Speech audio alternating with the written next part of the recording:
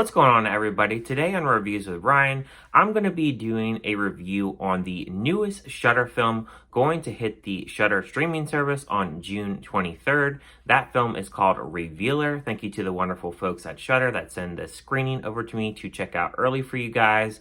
This film was directed by Boyce. This is actually his directorial debut. He's done some short films, but this is his first film. Real quick before I get into my thoughts on this, if you're new to the channel, hit that subscribe button, give the video a like, and comment below your thoughts on this film. Have you heard of it? Are you interested in watching it? And also turn on the notification bell so you never miss any review that I make.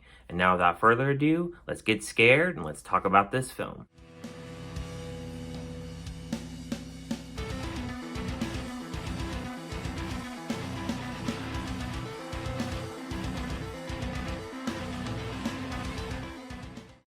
Tensions rise when a stripper and religious protester are trapped together in a peep show booth and must come together to survive the apocalypse in 1980s Chicago. The film stars Kato Ossie, Shayna Shruten, and Bishop Stevens. So I watched a brief interview on this film, and basically this film, the director wanted to shoot something during COVID, but didn't want to do a film about COVID, just wanted to do kind of a simple kind of story. And this film does feel very simple, and I think it's okay and it works well for it being simple.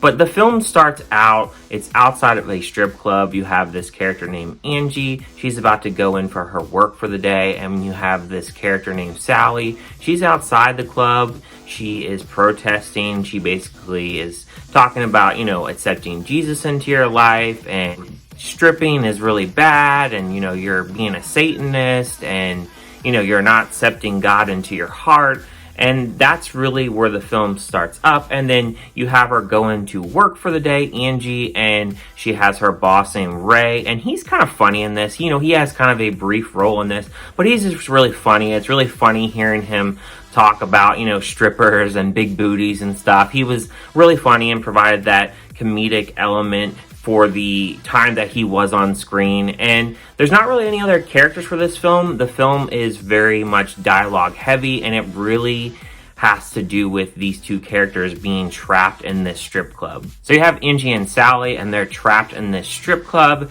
and you have Angie, who is very sassy like character. And I really think that she's more so a burlesque dancer rather than a stripper.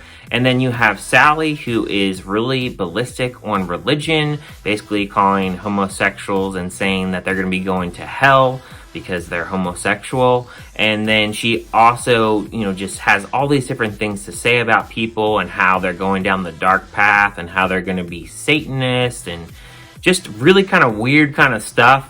That kind of stuff really in this film, it really makes me question why I would really ever want to really follow religion, because there are really crazy people out in the world that really believe the most ridiculous things.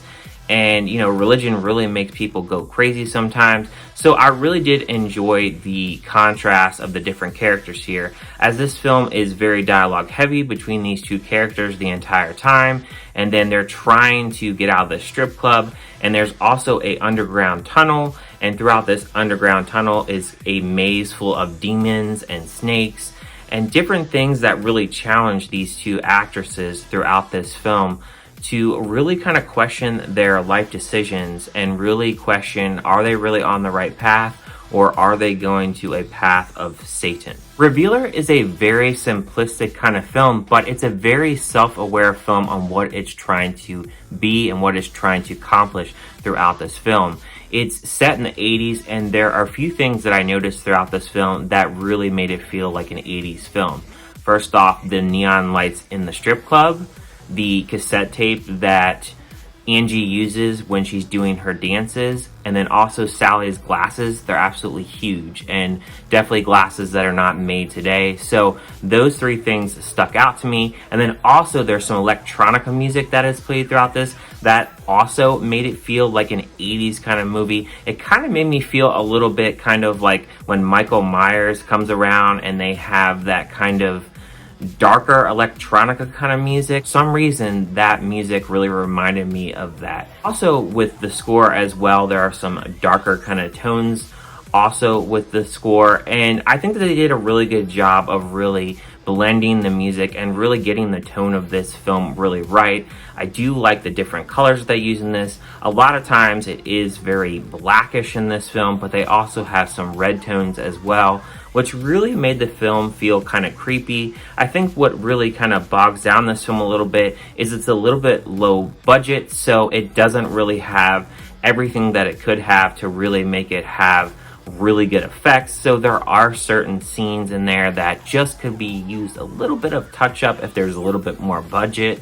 They just really carried the film, and for a film of this size, you really have to carry the film and message. And all I know is after watching this film, I definitely feel like I definitely don't want to be in any type of religion, especially with crazy people that believe certain things that is believed throughout this film. And I did like the ending to the story of this film. It makes sense. It really blends in with the path that these two characters take as they're going through this maze. And one thing that I did wish they did throughout this film is, even though it's a really heavy dialogue film, I wish that we got a little bit of a flashback of why these characters got to where they're, have gotten in this film, and why they are on the path that they are, and why they believe what they believe. I really like backstories like that for a film, and I understand with probably the time constraints and them putting this film together rather quickly, it just wasn't something that they could really do. And for the length of the film, that would probably be too lengthy. So I can understand why they probably wouldn't want to do that, but it would have been really cool. And then also, I do wish that we got a little bit of more explanation of this apocalypse. I guess the director here, he's just saying that it's the end of the world, and that really is much it. But I don't know if it's the end of the world because something really dramatic happened, because in the beginning of the film, it doesn't really have the best effects as to explaining why this apocalypse has happened, or if it's just, the world is just ending because it's ending, or, something like zombie-like, because it seemed like there was a portion of the film where it may have been like a zombie kind of apocalypse, but I'm not really sure because we don't really go outside the club at all. So yeah, that part was a little bit confusing. But overall for me, I enjoyed this film. I thought it was really well done, especially for a first-time director. I'm going to give a score of this film a 3.5 out of 5. It will be dropping on Shudder on June 23rd. Let me know your thoughts down below if you liked this movie, or you hated it, or what you thought about it, or maybe you were kind of mad about it. Thank you guys for watching this review, and I'll see you guys on my next one.